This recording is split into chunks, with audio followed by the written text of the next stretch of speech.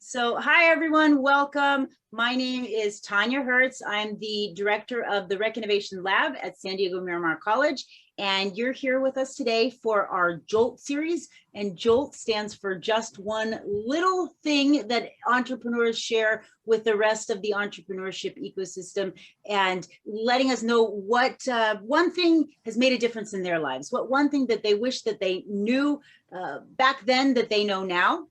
And we have with us today a couple of different people. We have our co-host, Max Drew. Max, would you like to introduce yourself?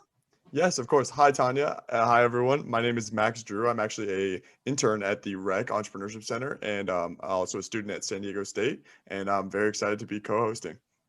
We're happy to have you, Max. And we have with us our guest of honor, Debbie Chen. And Debbie, I'll let you tell us a little bit about yourself and a little bit about your background in entrepreneurship. Sure. Thanks for having me, Tanya and Max. And hi, everyone. My name is Dr. Debbie Chen, and I'm the founder and CEO of Hydrostasis. I am fairly new at the entrepreneurship game, just a couple of years. Previously, I was a scientist, and then also I was a Muay Thai fighter as well. So that always makes it a fun conversation. But putting the scientist and the fighter athlete together, I started Hydrostasis to develop hydration monitoring technology. And the reason behind that is because, you know, there really isn't a good way to receive accurate and personalized hydration information so that we can prevent catastrophic events, keep, older adults well hydrated, and just general wellness for the population at right. large. So just so I understand, I want to make sure I have this. So hydrostasis, is it a wearable, something that you wear and it monitors how hydrated you are? Okay. Yeah, that's part of our journey. So we went out starting to develop our own wearable. And because of events of 2020, we actually pivoted to focus more on software, on the algorithms behind the wearable. We decided that, producing our own wearable at this time is actually not the best strategy for us as a small startup that was focused on software, on the algorithms. And we decided to partner with a hardware partner that will actually help us manufacture and distribute our hardware sensors. Awesome. Okay, I see. So I'm picturing something that's similar to, not to plug anyone, but like an Apple Watch or something like this, and then okay, yeah, that's the idea. Yeah, so we'll be the technology, inside the Apple Watch that will be able to provide you with hydration information, notifying you before you get dehydrated, and if you have chronic conditions that you're measuring for wellness and health, we can tell you if you are overhydrated as well, because we know some health conditions you can get easily overloaded with fluids. So yeah, so that's what the purpose is. Yeah, that's the startup. That's an exciting startup. I can see why you're doing so well, and I'm always seeing things about your startup on the different social media, and I've heard that you had just recently raised a Series A. Is that correct? No, we're not at Series A just yet. No. Well, I do see lots and lots about hydrostasis out there, but you are fundraising right now. Is it? Yes, right? Yes, we are fundraising because of our pivot. Actually, we actually had to go back and raise a pre-seed, and that's really to prove out our new model. Okay. And so that's where we are, raising another pre-seed, and then going on to our seed round in the near future. Okay, that's a dreaded pivot that we all in entrepreneurship We actually think this is great though, because we feel like we're really where we needed to be. So it's sort of like a blessing in disguise.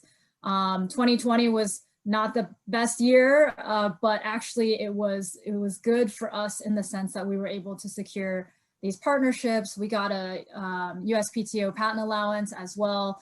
So, our IP is protected, and, getting some of our customers in the pipeline. So there's lots of things going on, and we're really excited about the direction that we're heading. Congratulations. That's wonderful. So tell us, what one thing have you learned in this journey that you wish you knew when you started the journey? Yeah, there's so many things. So I think one question that I ask myself, and it really applies to any part of the business, is how can you help? How can I help? So it really applies to your team, right? How can you help your team and your employees achieve the goals that they need to achieve, the tasks that they need to achieve in a timely manner? How can you help your customers, right? Are you providing that value proposition, for them so that, they can achieve their goals? How are you helping your community? We are in the wellness and health space, right? So are we providing something to impact our, community's health? And then, if you even get into, taking on investments, how are you helping your investors, right? And of course, everybody has that bottom line, and you talk about the triple or quadruple bottom line. Right. And so the question I think to ask is how can you help, right? And so I think it really is that umbrella term that applies to every aspect of the business. I love that. I love that, because I found myself that if you go into every interaction with a more of a giving or servant mindset rather than a what's in it for me mindset, it seems like everybody benefits, right? So personally, I never ask for anything without first offering something, and so I feel like maybe that's what you're talking about. The sort of servant approach to leadership or entrepreneurship. Yeah. You could call that the servant leadership approach. Yeah, I definitely subscribe to, giving what you can. And, of course, when you help others, they in turn help you, sometimes at a multiple of that, right? And so, I've been, incredibly blessed with all of these great mentors and, community people that have really helped me along, local accelerators and, mentorship from people that, I don't even, never even expected, to help me. And so I just feel like, you got to give it back, and you got to help, everybody, that comes behind you. I love this. I agree wholeheartedly. And I personally feel that San Diego has this really unique ecosystem in entrepreneurship where it is really supportive. It feels like a small community, even though it's a big city. Yeah, it's San Diego, but do you feel that also? Do you feel? Yes, definitely. Yeah, I had that feeling early on, and I kind of feel like if I had gotten my start anywhere else, I perhaps wouldn't have gone as far as I have. And again, that's really because other people were helping me out with no expectations of me being able to give back, right? And so now that I'm sort of in a position to be able to help others, that's what I'm focused on. Obviously building the business, but again, I'm also mentoring other students like at the rec. And just giving it back and adding to the community. I absolutely love that. And I think that a lot of people, this might not be what they think of when they think of entrepreneurship and capitalism and startups, that it's a different kind of world. Max, maybe, what do you think? Is this kind of come as a shock to you, or does this kind of align with what you thought of the entrepreneurship ecosystem? Yeah, no, that's definitely interesting, especially as someone who's kind of just getting into the entrepreneurship field myself, and being in San Diego. The San Diego area definitely seems like a community. Everyone's kind of in that family atmosphere. Everyone's working together kind of towards a common goal, which is super awesome.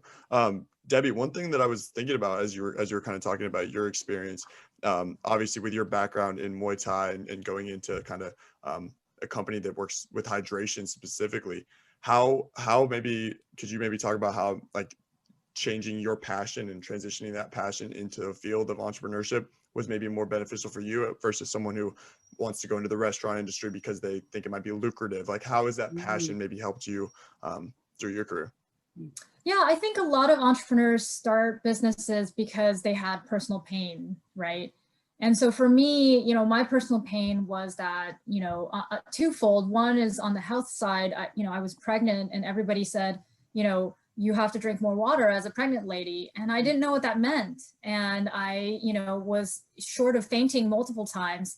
And I was really annoyed, right? I'm like, why isn't there a thing to tell me when and how much water I should be drinking so I don't faint and perhaps hurt myself or the baby?